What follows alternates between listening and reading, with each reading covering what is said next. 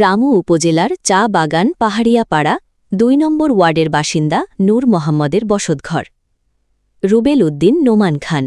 বিস্তারিত দেখুন। টানা ভারী বর্ষণ, পাহাড় ধস ও ঝড়ের তাণ্ডবে মারাত্মকভাবে ক্ষতিগ্রস্ত হয়েছে। মুহূর্তেই ভেঙে যায় তার পরিবারের একমাত্র মাথাগোজার ঠাঁই। বর্তমানে পরিবারটি চরম দুর্ভোগ ও অনিশ্চয়তার মধ্যে দিন কাটাচ্ছে। ক্ষতিগ্রস্ত নূর মোহাম্মদ জানান, দুর্ঘটনার পর কয়েকদিন পেরিয়ে গেলেও এখন পর্যন্ত তিনি কোনো সরকারি বা বেসরকারি সহায়তা পাননি। পরিবার নিয়ে নিরাপদ আশ্রয় ও নিত্য প্রয়োজনীয় সামগ্রীর সংকটে মানবেতর জীবনযাপন করছেন।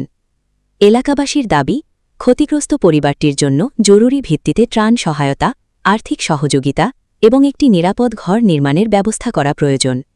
তারা সংশ্লিষ্ট ইউনিয়ন পরিষদের চেয়ারম্যান, স্থানীয় ইউপি সদস্য, মেম্বার এবং উপজেলা প্রশাসনের প্রতি দ্রুত ঘটনাস্থল পরিদর্শন করে প্রয়োজনীয় সহায়তার ব্যবস্থা গ্রহণের আহ্বান জানিয়েছেন।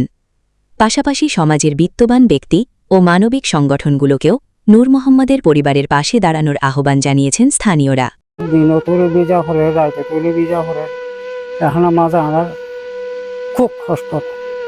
তুলে আরও এই যে গরিব মানুষ, অসহায় মানুষ, আর জল নালার মানুষ, গরিব মানুষ তুলে আর তো বিড়া পর্যন্ত নাই।